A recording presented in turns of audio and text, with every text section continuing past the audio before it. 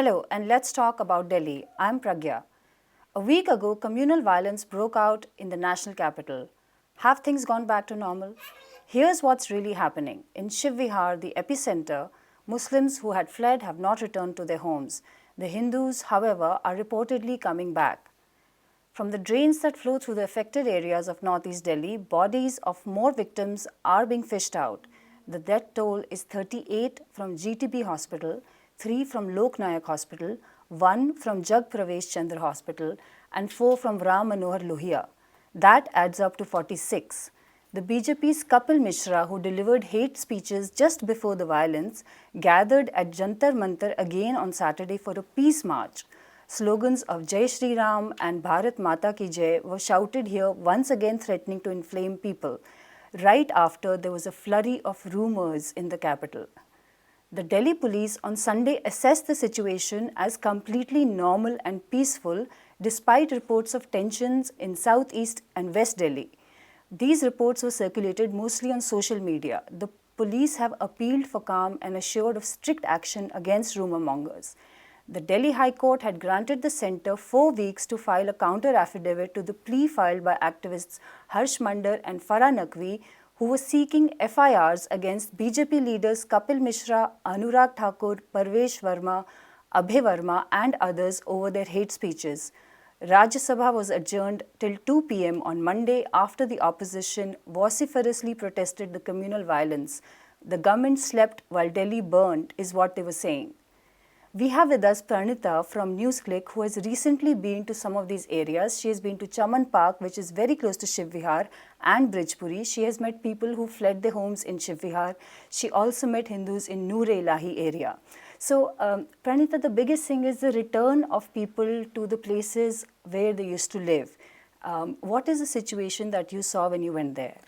So as of now, the return is not in the picture. Even the thought of returning to their homes has obviously not crossed their minds. When they got the opportunity in the middle of the violence, on Tuesday they fled their homes when houses and shops were being burnt, and they have taken refuge in Chaman Park area, which is again a Muslim majority locality, where the locals are pooling their resources to make arrangements for their accommodation, for their food. They are giving them clothes and everything. And obviously, the atmosphere of hatred was so intense back there that while even talking about how they fled and what they witnessed before they fled, they cannot think about going back to their own homes or going back to their own shops, and everything is burnt.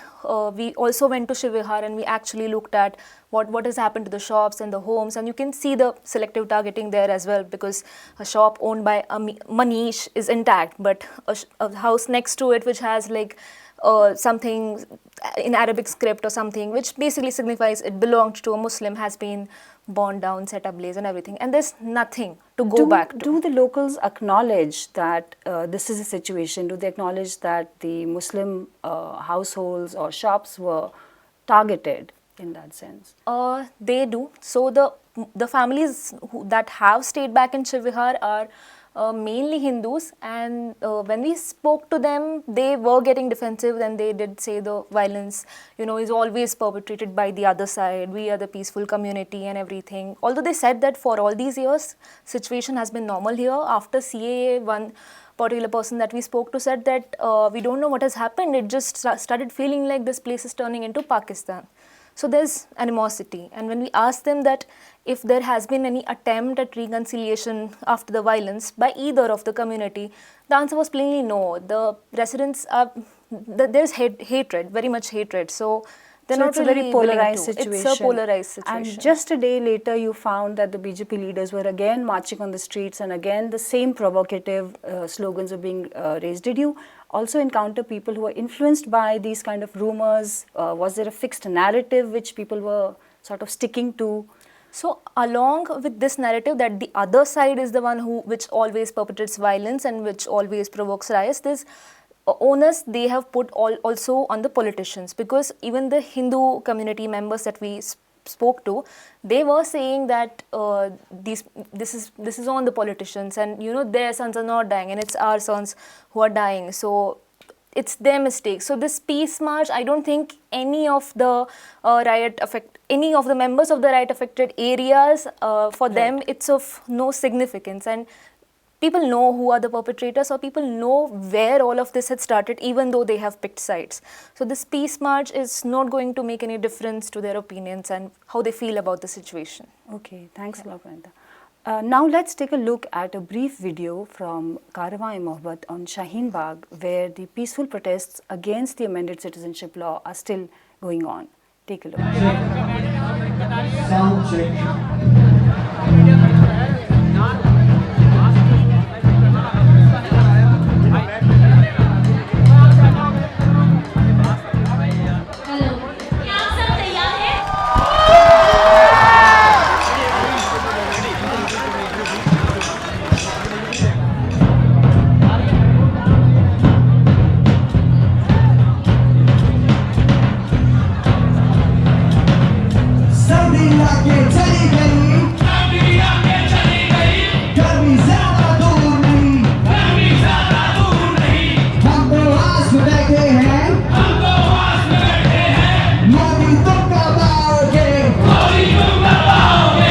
Modi ji को बुला रहा है, क्यों नहीं आ रहा है?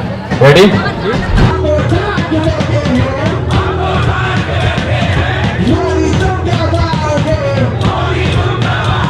मोदी जी को तो हम लोग 2 महीने से बुला रहे हैं, बट वो हमारी बात नहीं सुन रहे हैं, इसलिए आज अलग तरीके से हम लोग सॉन्ग गा करके उनको गिफ्ट दे करके टेडी बियर बुलाने की कोशिश की है।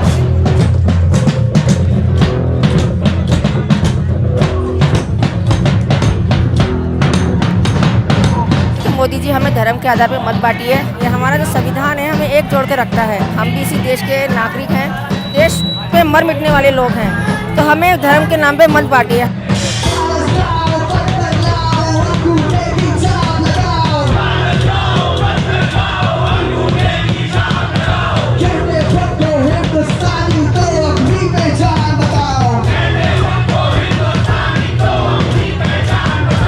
Modi ji please NRC CA NPR please रद्द कर दो।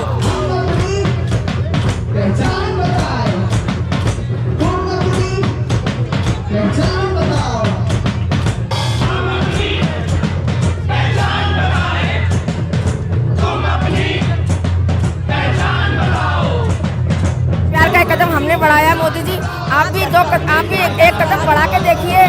जो एकता में बल है वो तोड़ने में बल नहीं है मोदी जी।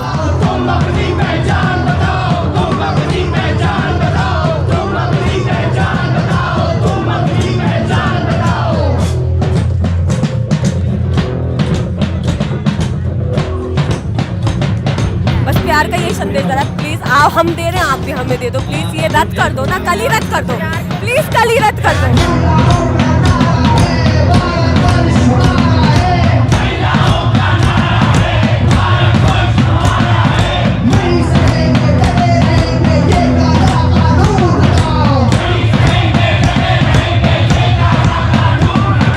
पड़ेगा और यो काला कानून अपना वापस लेना पड़ेगा। यो नहीं चलने का, संविधान की वजह से लड़ाई हो रही है, यो वैसे लड़ाई हम नहीं लड़ रहे हैं।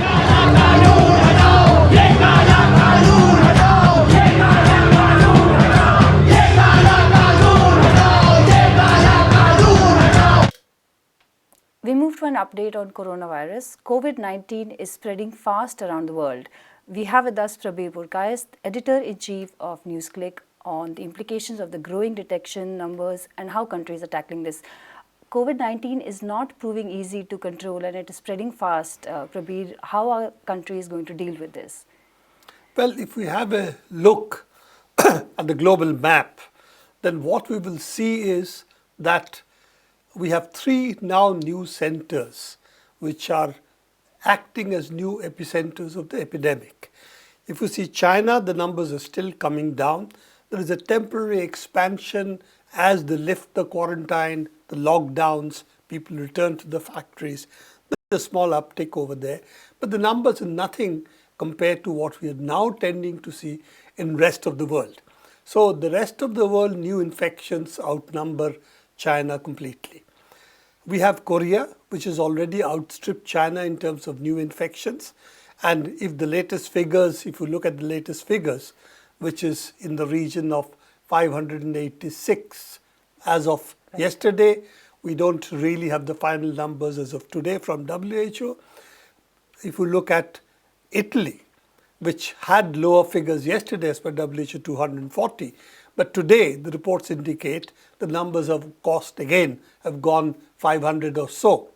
So you are really seeing very large numbers, and you are also seeing similar numbers from Iran. What is important in all of this is that the number of deaths in some of these places also look proportionately very high, which means that probably as the screening extends to the population, that we are likely to see many more quote-unquote hidden cases getting uncovered. People who are not very sick, but who have some cough, cold, don't really see them as very sick people, not pneumonia, that they would be uncovered also as actually COVID-19 cases. So this is one set of things. And if you see also the geographical spread, Europe, Italy is acting as epicenter. You see Germany, France, England, all of these getting now cases from travel back and forth from Italy. You have similarly Iran as acting also as a center, but already there are other cases also which were there in West Asia. So that is acting as a center. And South Korea, of course, has really exploded. Now, all of this indicates that there is now the spread going to take place across the globe, because these three centers are three different centers. Right. And of course, we have, as you know, as we talk, India has also registered 2 new cases of COVID-19, one in Delhi, one in place of Telangana.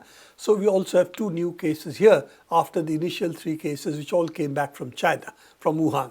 So this is the other part of it that we see. So we have to say, WHO has said this 3 days back, it's very high. The possibility of a pandemic is now very high.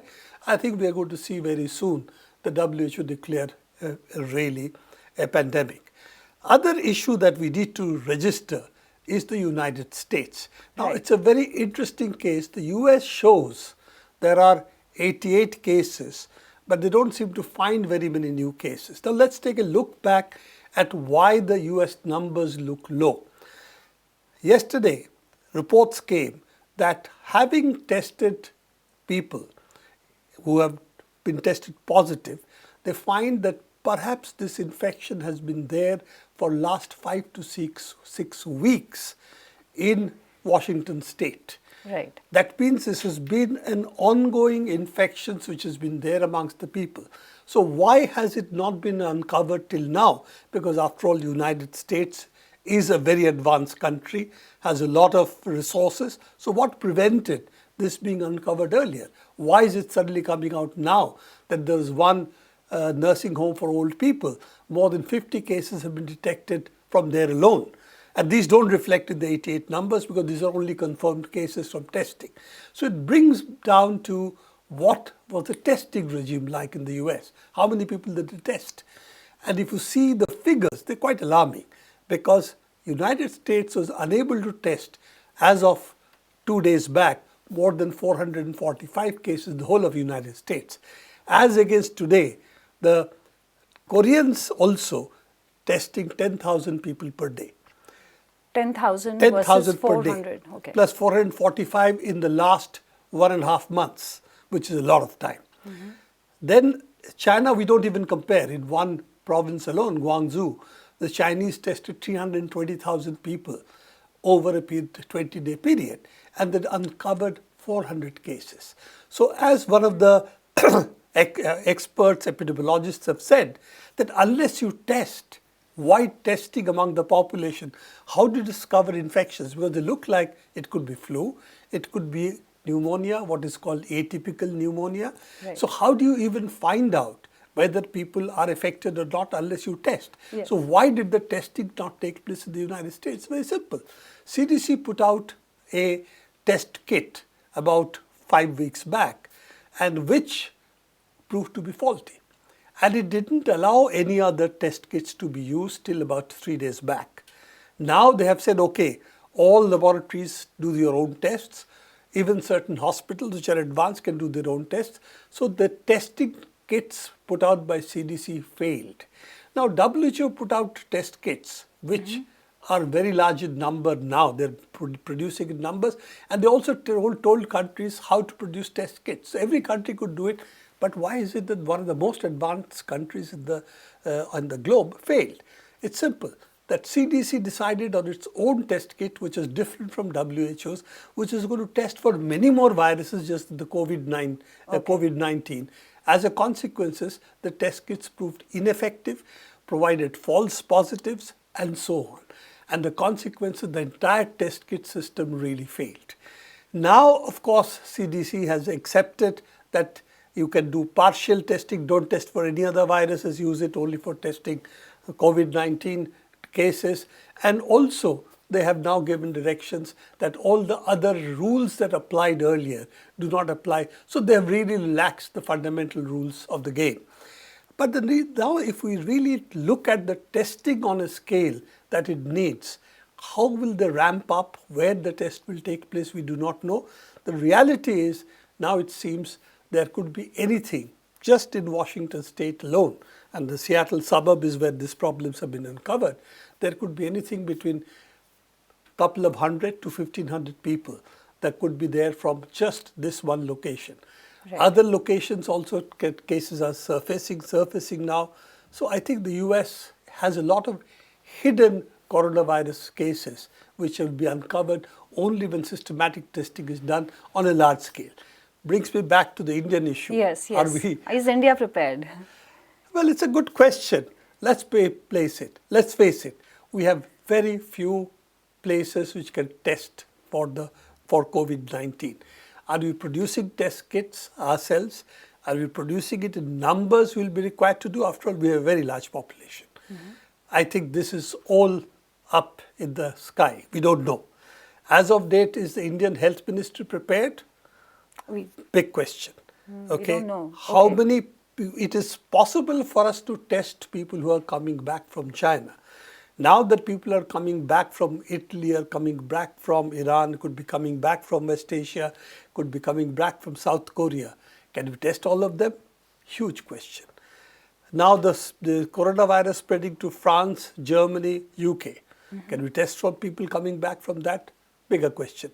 So what is the requirement is not testing people who are coming back, but test the general population. And we have to now prepare ourselves for being able to test multiple locations, multiple laboratories, and certainly able to test on the scale of Korea, which is 10,000 a day.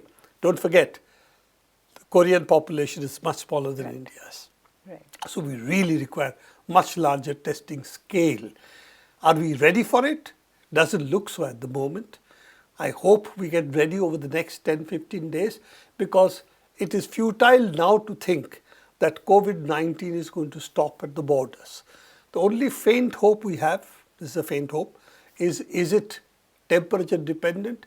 Will the coming warm weather, as the winter goes away, will it also see, like influenza, will it also see COVID-19 reduce? We don't know, because transmission of this virus, the pathways, its temperature dependence, all of these are the big unknown. So we really have no way to talk about this at the moment. But yes, if you see the Indian state, I think we are very closely following on the path of Big Brother Trump. And we are also following the US policies of thinking it will somehow go away. Right. And all we need to do, the US did this consistently, blame China. They are bad. They did this. They didn't do that. Now it seems everybody is facing a similar problem. And what China had done after the 1 week, 2 weeks, they geared up, as we can see in the US. After 5 weeks, they hadn't geared up. So the Chinese had really geared up after first 10 days, and it was completely unknown virus at that point of time. Right. And I'm not sure the rest of the world is prepared, and I'm reasonably sure that the United States is really not prepared, and to me, doesn't look India is very well prepared either. All right, Prabir. We move now to Afghanistan. The United States and Taliban have signed a peace deal ending 18 years of conflict in Afghanistan. India has said that it is not surprised by the deal, which was signed in Doha over the weekend. The deal paves the way out of Afghanistan for the United States after negotiations that lasted for over a year. Prabir, right after the deal was signed, the Afghan president said that the Taliban's, the prisoners, 5,000 Taliban prisoners will not be released, although this is part of the deal. Why do you think, what triggered this sudden announcement? You see, one of the problems of this deal was that it was really negotiated between the Taliban and the United States. But these prisoners are really Afghan, the current government, Ghani government's as of date prisoners, because they are being held with the Afghan government. Now, Afghan government will not last beyond 2 to 3 years if the United States really withdraws. But at the same time, having put this much of stake in the Afghan government, in the Afghan parties, so to say, it's difficult for US to cut its losses and run away. So US has to see this peace process through. Unfortunately, they did not bring the Afghan government into the picture early enough. Somehow they managed to agree with Afghan government that later on the talks would continue. Ghani government has said, okay, let us talk. Only then we will agree. Unless we are a party, how can the American government agree to release prisoners who are being held by us? So it's really bringing Afghan government late into the talks and not clinching all these issues, which meant that one of the promises US has made regarding prisoners is something that they don't really have a legal or physical right to negotiate, because they're not being held by the Americans. Right. So I think that is the issue Ghani is raising. I also believe that he doesn't have all that leverage, because without the US support, he knows his government will not last. So therefore, he's also looking at what is the best deal he can get out of the deal in this the negotiations. So I would say this is a strong opening, shall we say, gambit that he has played, that I now need to be in the negotiation. Now I'm going to be in the table, and at least without my consent, it's also a question of face. Without my face being there, you cannot commit in my behalf. So I think that's really the way it's going. Okay, Prabir, now where is India in all these discussions about Afghanistan? We seem to be completely on the back foot and almost vanished from the scene a long time back. Well, as I have always said about India and Afghanistan, you can be a player in Afghanistan provided you have a border, or you have a friend who has border with Afghanistan, and you collaborate with such a party or such a partner to have a role at all in Afghanistan. We parachuted into Afghanistan through the US. We don't have any independent access, except that, once upon a time the Afghans and the South Asia, India, what is India, Pakistan now, there was a relationship. We have seen a long history of that relationship, but nevertheless, the reality is we have no border. So unless we have an entry, somebody gives us an entry, we don't really have a role over there. So we spent money, we have put various of our projects over there, we have put people over there to complete these projects, but all of it has been as a part of the American initiative in Afghanistan. And once they are in the mode of withdrawal, they really see Pakistan as a facilitator, and India at best would be a spoiler, but it cannot play any role except that. So therefore, the issue is that no country sees India as really a major partner in the peace process.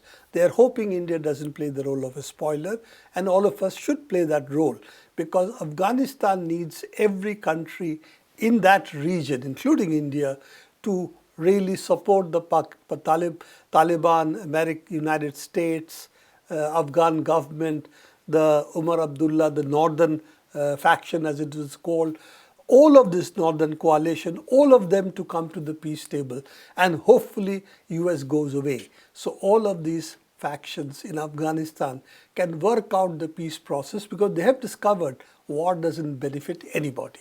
So if that realization is there, can they sit together and work out peace? And can Pakistan and others stop backing one side against the other and realize a peaceful Afghanistan is the interest of every country in the region, including India. we should not look upon it as a zero-sum game. This Pakistan game, India's loss. We should really look upon it as a gain for everybody. And that is the cooperative strategic vision which has to come in the world, particularly in such regions, and not look at it as purely a zero-sum game. Right. Thank you. Thanks for that, Prabir. And that's all we have in today's episode of Let's Talk. Catch us live on Monday to Friday at 3 p.m. Thank you for watching.